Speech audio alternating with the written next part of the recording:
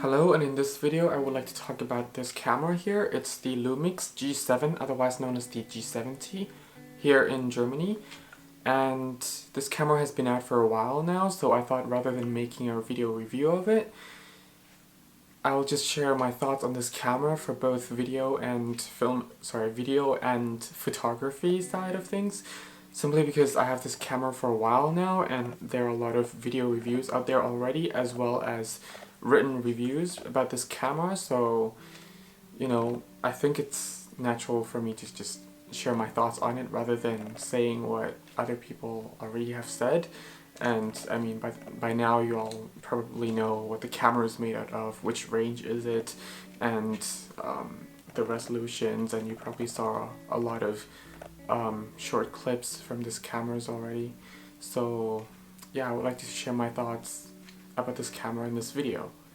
So I would like to, talk about both filmmaking side and photography side, as I got a chance to use this camera. Well, it's actually mine. I bought it for quite some times now, maybe 7 or 8 months now I have this camera for. So I definitely know the images and the video footage that this camera produced fairly well, because I have used this camera in both the professional environment as well as just normal use environment, say traveling or backpacking, things like that. Yeah, so I took quite a few videos and stills already, and the reason that this video is being recorded only in 1080 and not 4K is because there will be sample footage in this video that I will show you, like different resolutions, so it's just best to film in 1080p rather than going 4K, and then later in the video I will show, some full HD stuff that this can do. Like, I have something to say about that. So, first, it's a Micro Four Thirds camera, so everyone is aware of that, but I have to make it clear that it's not my favorite type of sensor size to shoot with. My main cameras are my 5D Mark III, 5D Mark II, and my 70D, so I come from a bigger sensor cameras.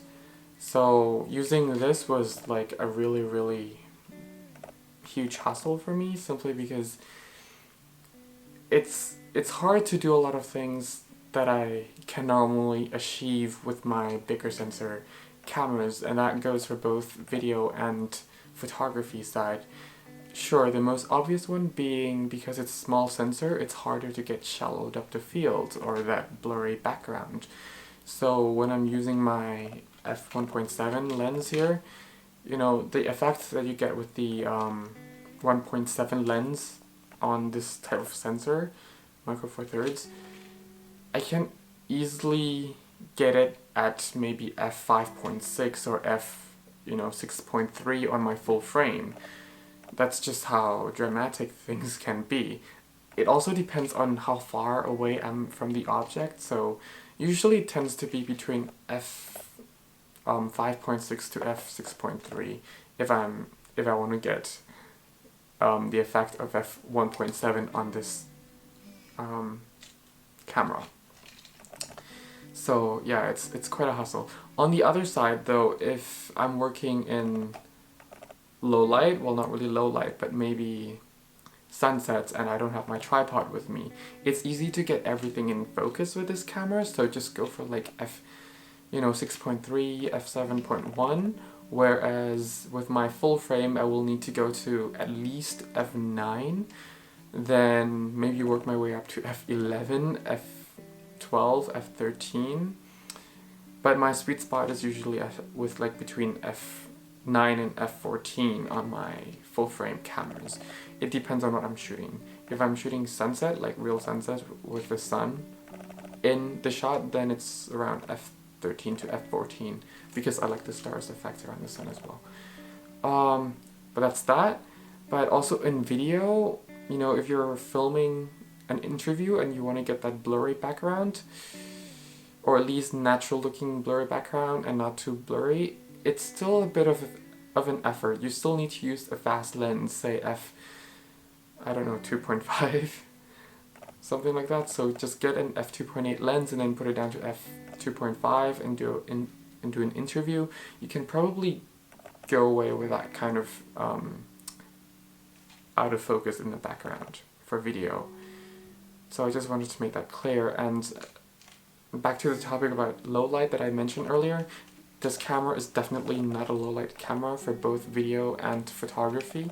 So for both video and photography, well, in video, if you're doing anything for professional work, I would not go higher than ISO 500.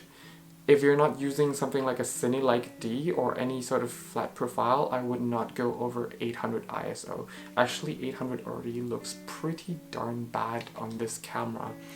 And if you're shooting 4K video, like the noise will be definitely more pronounced. And if you use higher ISO, say ISO between 800 to 1250 or 1600, if you have to push it that high, you will definitely see a lot of softness, you'll see grain. It's just not really detailed anymore. The image would still be digitally sharp, but in the same time, it's also kind of lacked of detail, especially in true low light and not just, it's still daylight outside, but you're just indoors. No, but in true low light, let's say it's like after 6 p.m. and then you're filming an event, let's say a night market or a concert or something like that, you know, then you'll definitely see a lot of softness. And then it gets even worse if you're filming at 1080p at 60 FPS, so 60 frames per second in 1080p. You know, the softness of the footage gets even more emphasized in those fields. Now, can you live with it?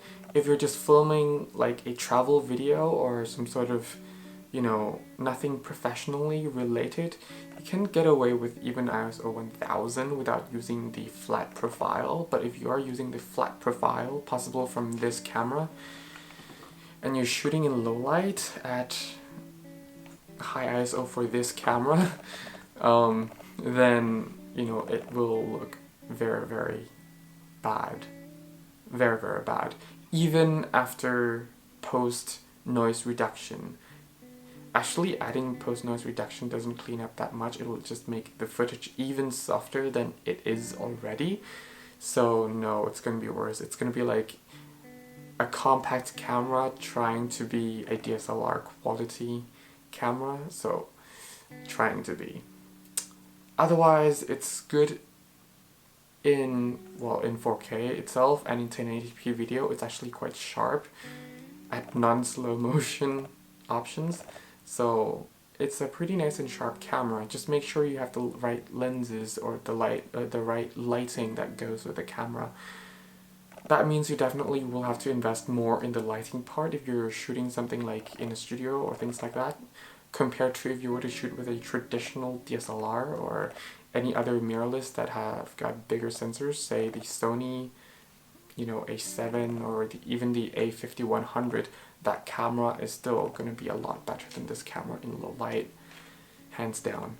In photography part though, just like DSLRs, you tend to get better results in the stills part when using higher ISO. So for non-professional work, you can definitely get away with ISO 1600.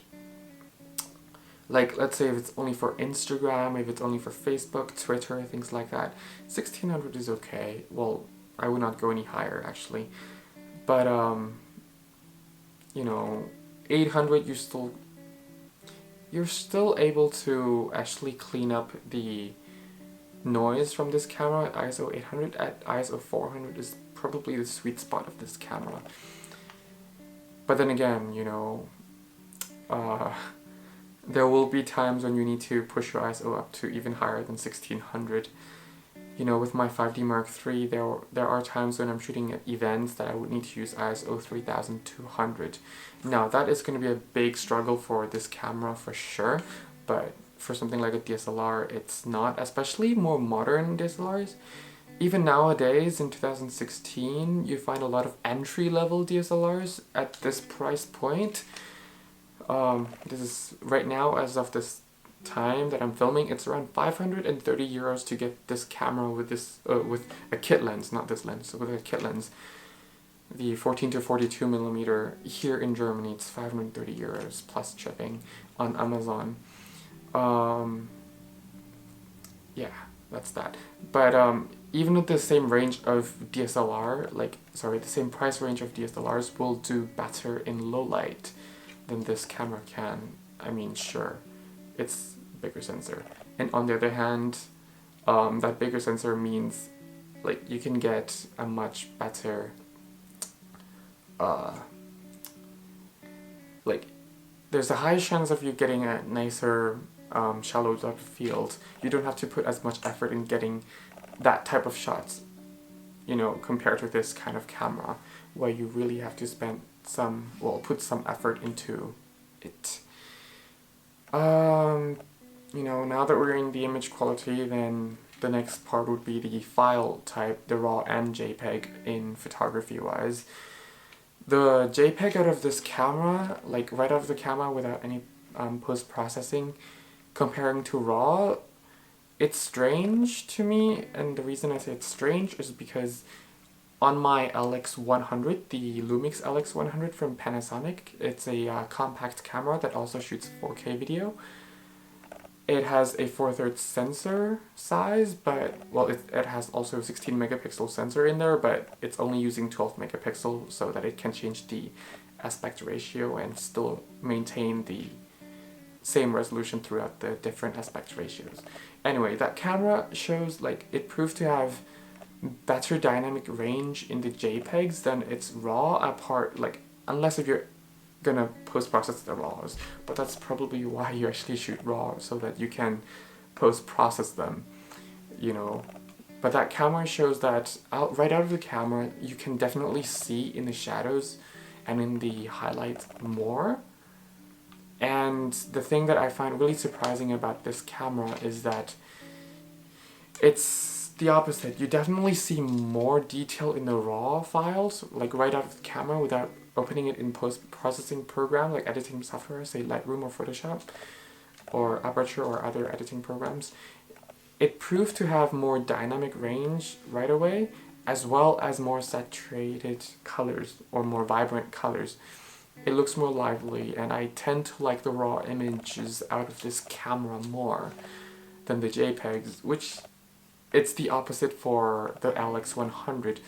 But on the other hand, it also makes sense because this is more from the look of this camera, it's supposed to be a more manual camera kind of thing. Whereas the other camera, you can also get full manual control with that camera, so you can have your full manual with your ISO, aperture, and shutter speed. But, for those people who doesn't want to edit and only want to use JPEGs most of the time, which is what it's aiming for, then it's nice to have that saturated and lively pictures, as well as more dynamic range in the JPEGs already on the LX100. But with this camera, it's meant for people, not only for people who want to use the JPEGs right away, but it's also for those amateurs who would like to play around with the files a bit more, so that, with a RAW, they would still be able to cover more shadow area and highlights and do a little bit of processing in them. That's it though. Comparing to DSLRs nowadays, I'm sorry for always comparing to DSLRs, but it's just me who uses DSLRs on a daily basis, so it's the most obvious thing and natural thing I can compare it to. And some of you might be coming from DSLRs or owning DSLRs and you just want this camera, so it might be beneficial if I just compare things to DSLR that way. But comparing to DSLRs, the file type, it's not as robust. Even nowadays, the Canon 650D and all those range of cameras, say the Nikon D3300 as well, D52, 5300, the files from those cameras are definitely more robust if you want to do a lot of post-processing, especially with raw files. Those cameras will definitely beat in terms of how robust the file is. That said, does it really matter though for a lot of people? Not really, because if you're looking at this kind of cameras anyway, then you're probably not that serious. Some of you are, but most of you are probably not serious in how robust the raw files are. But as I said, you know, if you're a DSLR user and looking to get a lighter body, then, you know, raw files would still matters a lot. I mean, I'm a 5D Mark III user, so as well as a crop frame 70D user, so if I do edit my images, I want the files to be pretty robust and don't fall down, like break apart easily, it doesn't get pixelated that easily, and it's easy to clean up, things like that, you know. On the other side though, in filmmaking, if you're using 4K, it's a really beautiful image that comes out of this camera. The bitrate on this camera is really, really nice. You can recover a lot of details. You can adjust a lot of highlights and shadow areas as well. So it's a really amazing camera, and you know, it definitely beats something like the entry-level DSLRs in the market in terms of file system for video. The 4K, because of its high bitrate, I don't know, there's just so much room to play with that you can use it professionally, assuming you have good enough light and you don't need that high ISO and you don't care that much about shallow depth of field. Yeah, about that. So it's really, really usable in that regard. But you know, so many people have different ways of overcoming things like how to get better shallow depth of field, maybe buy an adapter and then you can use other lenses, things like that. Now for me, the reason why I got this camera, sure, it was the headline feature, the 4K. But I also wanted to get this camera because it's an interchangeable system camera that shoots 4K. So this means I can put any lens on there as I want, but I also don't really want to put any adapters and third-party lenses on there. Even for my DSLR, my lenses are Canon lenses. My main lenses, the main one that I use, like, it needs to be in my camera bag if I'm taking DSLR out. It would be my 16-35 L IS USM, 85 1.2 Mark II L USM, 24-70 f2.8 L USM, the 70-200 L USM IS. So they're all L lenses. The non-L lens would be my 50mm f1.8, because I just don't like the 50mm field of view. I'm more of either a wide person or a super telephoto person. I'm not a big fan of 50mm. So for me it was just the only lens that, you know, if I need a quick, fast aperture without hurting my arm that much when taking pictures, then I would just grab the 50. But yeah, otherwise, So back to this camera, I did not want to put extra weight on it by buying, let's say, more Canon lenses and an adapter and then mount it on this camera, because it would like defeat the whole purpose of me trying to go small and lightweight. As this little strap holder is making sound, it reminds me, if you're shooting, whether or not you're shooting with sound, like automatic sound recording, or just use a mic, whether you have a strap on or not, this is pretty annoying. Even if you have a strap on, it goes up like this. If you're walking with it, say if you need to film something like right away, this is actually really, really annoying. I don't know if you can hear it, but a lot of times, even with my shotgun mic, I am able to hear this sound of this strap holder hitting against the camera. So I wish they would just have, like, do what companies like Canon have done with their strap holders, that it's actually like directly on the actual camera. It's not something like this that it's moving around, because this is really annoying. And because this is a small camera, it's not really comfortable to hold. I have a medium size hand, and you know, this is definitely really annoying. And talking about the build quality of this camera, it's really plasticky, and this rubberized grip, you know, it's starting to have, like, it's starting to fade out a little, and it says a lot about the build quality simply because, as I said, it's not my main camera. My main camera is my APS-C cameras and my full frame camera, so if it's already, you know, worn out this much, it's not really nicely built, well built. And here's another complaint I have with this camera. I'm sure I'm not the only one who's complaining about it. Is these dials. It's nice that they give us 2 dials, because entry-level DSLRs nowadays, they don't really have 2 dials. They only have 1 dial, and then you have to press another button and then turn the other dial to act as a different dial.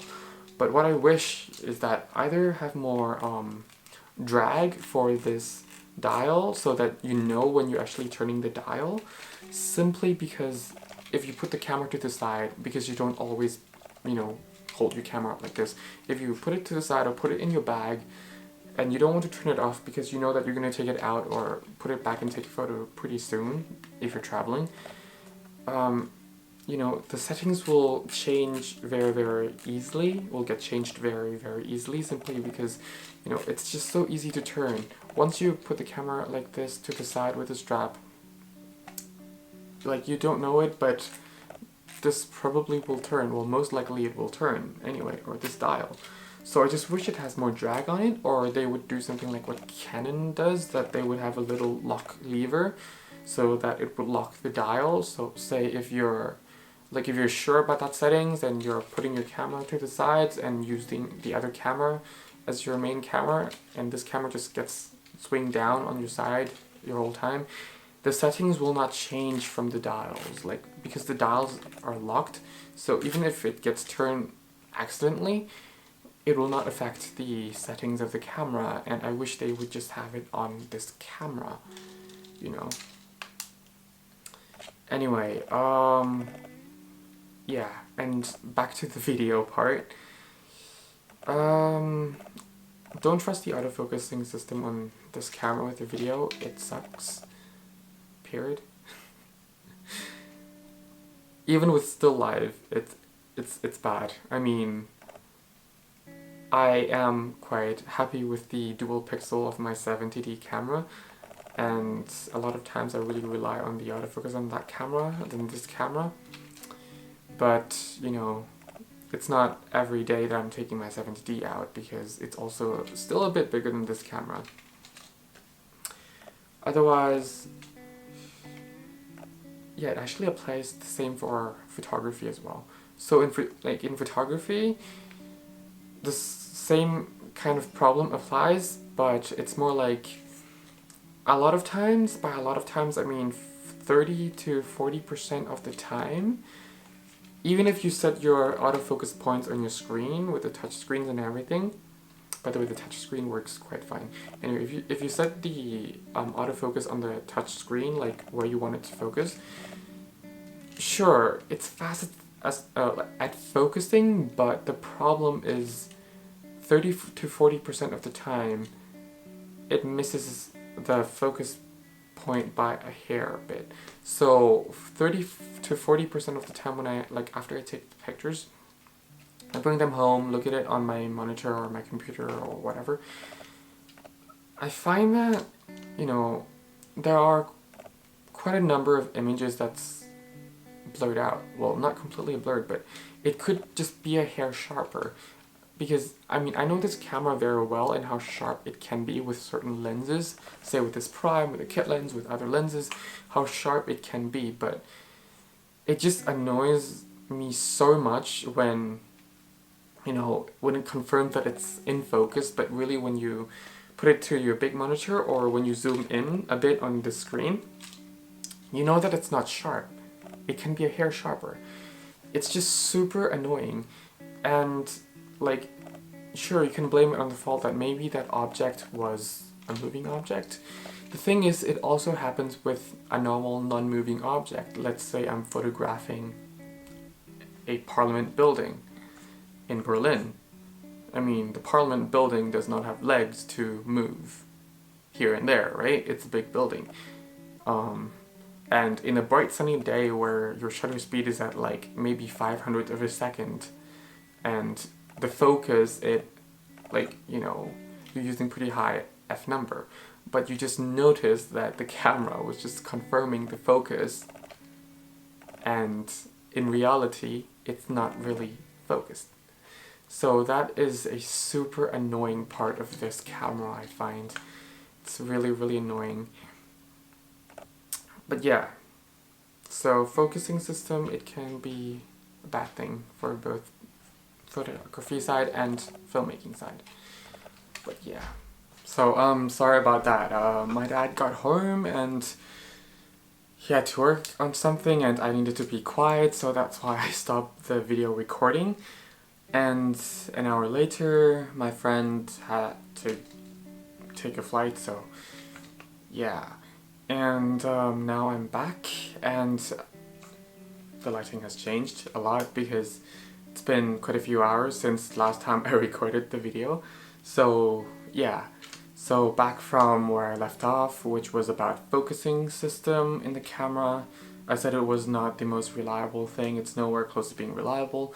It can focus fast, but you know, whether or not it's focusing correctly or how you want it to focus on, it's just a different story. And image quality aside, for both filmmaking and video, focusing aside, then it comes to how the camera functions in terms of its buttons layout. I'm not a big fan of the button layout on this camera, especially if I'm working professionally. For brands like Canon and Nikon, when they have their camera, especially their more professional range of cameras, it seems like, well, sure, they have so many decades of experience already on how to make cameras, and you know, buttons definitely play big roles, like how they feel like when you're working out there in the field. And like, sure, it might not have the best button feelings in the world, but it's based on their professional users, on the comments they get from the professional users, and therefore they would design the right buttons for different settings. And I wish that they would also have done similar things with this camera, that they would at least design the button properly so that, you know, if I'm operating on a different camera, I can just operate on this camera without having to look at which buttons are, or which button is located, and if I'm hitting the right button or not. Because with my DSLRs, the buttons are like, they just feel so right. Each individual buttons that does certain functions, it just feels so natural, so that when I press certain button without looking at the camera, I know that I'm pressing on the button that I want to press on, and change the settings or adjust the camera to a certain setting that would fit that particular shooting situation without having to look at the camera. And I cannot quite do that on this camera because the buttons just feel so weird, and the layout of certain button, this is just personal preference, it's just not in a logical place.